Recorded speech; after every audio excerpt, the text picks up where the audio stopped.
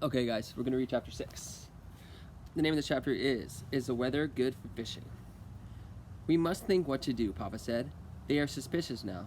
To be honest, I thought if they came here at all, and I hoped they wouldn't, that they would just glance around, see what we had, no place to hide anyone, and would go away. I'm sorry I have dark hair, Ellen murmured. It made them suspicious.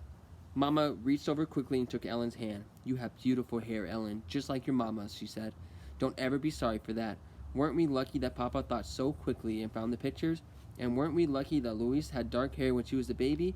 It turned blonde later on when she was 2 or so. In between, Papa added, she was bald for a while. Ellen and Anne-Marie had smiled tentatively. For a moment, their fear was eased. Tonight was the first time Anne-Marie realized suddenly that Mama and Papa had spoken to Louise. The first time in 3 years. Outside, the sky was beginning to lighten. Mrs. Johansson went to the kitchen and began to make tea. I've never been up so early before, Anne-Marie said. Ellen and I will probably fall asleep in school today. Papa rubbed his chin for a moment, thinking. I think we must not take the risk of sending you to school today, he said. It is possible that they will look for the Jewish children in schools. Not go to school? Ellen asked in amazement. My parents have always told me that the education is the most important thing. Whatever happens, I must get an education. This will only be a vacation, Ellen. For now, your safety is the most important thing. I'm sure your parents would agree. Inge, Papa called Mama in the kitchen, and she came to the doorway with a teacup in her hand and a questioning look on her face. Yes? We must take the girls to Henrik's. You remember when Peter told us? I think today is the day to go to your brothers. Mrs. Johansson nodded. I think you are right, but I will take them. You must stay here. Stay here and let you go alone? Of course not. I wouldn't send you on a dangerous trip alone. Mama put a hand on Papa's arm. If only I go with the girls, it will be safer. They are unlikely to suspect a woman and her children, but if they are watching us, they see all of us leave. If they are aware that their apartment is empty, that you don't go to your office this morning, then they will know. Then it will be dangerous. I am not afraid to go alone. It was very seldom that Mama disagreed with Papa. Anne-Marie watched his face and knew that he was struggling with his decision. Finally, he nodded reluctantly. I will pack some things, Mama said. What time is it? Papa looked at his watch. Almost 5, he said. Henrik will still be there. He leaves around 5. Why don't you call him? Papa went to the telephone. Ellen looked puzzled. Who is Henrik? Where does he go at 5 in the morning, she asked. Anne-Marie laughed. He's my uncle, my mother's brother, and he's a fisherman. They leave very early, all the fishermen, each morning. Their boats go out at sunrise. Oh, Ellen, she went on. You will love it there. It is where my grandparents live, where Mama and Uncle Henrik grew up. It was so beautiful, right on the water. You could stand at the edge of the meadow and look across to Sweden. She listened while Papa spoke on the telephone to Uncle Henrik, telling him that Mama and the children were coming for a visit. Ellen had gone into the bathroom and closed the door. Mama was still in the kitchen, so only Anne-Marie was listening. It was a very puzzling conversation. So Henrik, is the weather good for fishing? Papa asked cheerfully and listened briefly. Then he continued, I'm sending Inge to you today with the children, and she will be bringing you a carton of cigarettes. Yes, just one, he said after a moment. Anne-Marie couldn't hear Uncle Henrik's words, but there were a lot of cigarettes available in Copenhagen now, if you know where to look, he went on. And so there will be others coming to you as well, I'm sure. But it wasn't true. Anne-Marie was quite certain it wasn't true. Cigarettes were the thing that Papa missed, the way Mama missed coffee. He complained often. He had complained only yesterday that there were no cigarettes in the stores. The man in his office, he said, making a face, smoked almost anything. Sometimes dried weeds rolled in paper, and the smell was terrible. Why was Papa speaking that way, almost as if he were speaking in code? What was Mama really taking to Uncle Henrik? Then she knew. It was Ellen. The train ride north along the Danish coast was very beautiful. Again and again they could see the sea from the windows. Anne-Marie had made this trip often to visit her grandparents when they were alive, and later, after they were gone, to see the cheerful, sustained, unmarried uncle whom she loved. But the trip was new to Ellen, who sat with her face pressed to the window, watching the lovely homes along the seaside and the small farms and villages. Look, Anne-Marie exclaimed and pointed to the opposite side. It was Klampenborg and the deer park. Oh, I wish we could stop here just for a little while. Mama shook her head. Not today, she said. The train did not stop at the small Klampenborg station. but none of the few passengers got off. "Have you ever been there, Ellen?" Mama asked, but Ellen said no. "Well, someday you will go. Someday you will walk through the park and you will see hundreds of deer, tame and free." Kirsty wriggled to her knees and peered through the window. "I don't see any deer," she complained. They are there, I'm sure," Mama told her. "They are hiding in the trees." The train started again. The door at the end of their car opened and 2 German soldiers appeared. Anne-Marie tensed.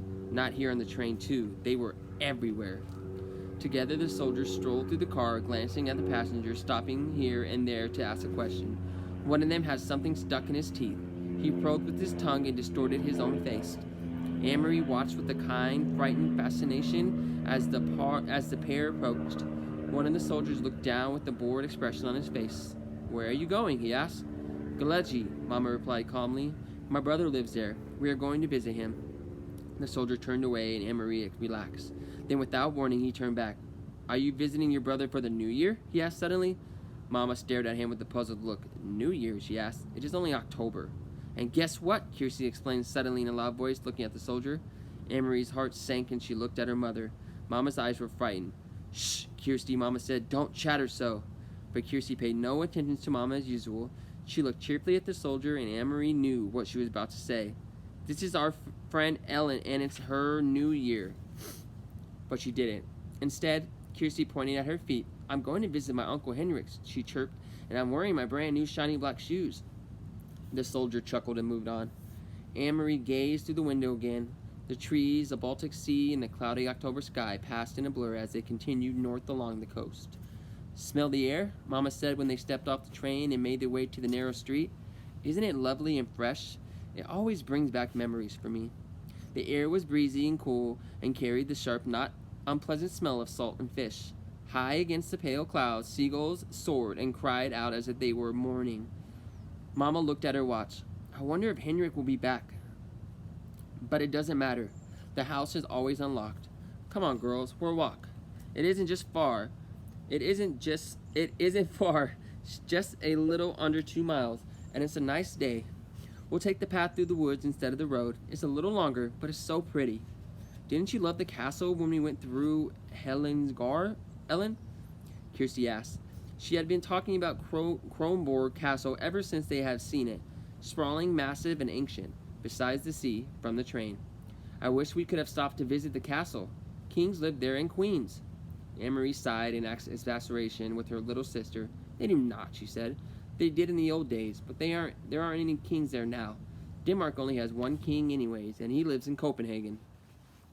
But Kirsty had pranced away, skipping along the sidewalk. "Kings and queens," she sang happily. "Kings and queens." Mama shrugged and smiled. "Let her dream, Anne-Marie. I did the same when I was her age."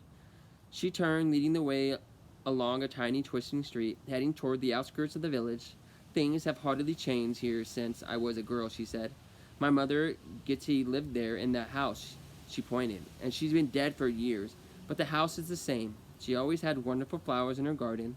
She peered over the low stone wall and looked at the few flowering bushes, and they passed their house. "Maybe they still do, but it's the wrong time of year. They are just those few chrysanthemums left. Sorry. And see over there," she pointed again, "my best friend. Her name was Helena. Lived in that house. Sometimes I used to spend the night with her, but more often she came to my house on weekends. It was more fun in the country. My brother Henrik always teased us, though," she continued with a chuckle. "He told us ghost stories and scared us half to death." The sidewalk ended and Mama turned into a dirt path bordered by trees. "When I was young, each morning into town for school," she said, "my dog followed me this far. At the end of the path, he turned and went back home. I guess he was a country dog and didn't like town. And do you know what?" she went on, smiling. I had named him Trofast, faithful.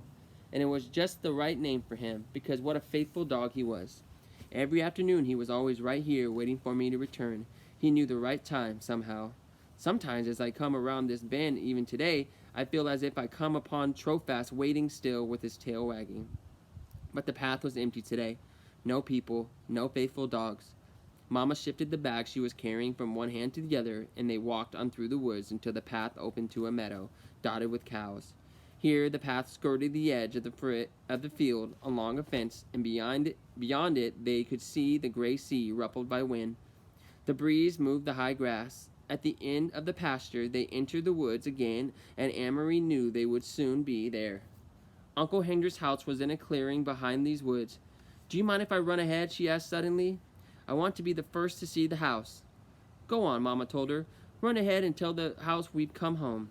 Then she put her arm around Ellen's shoulders and added, "Say that we brought a friend." All right, guys. That is the end of chapter 6.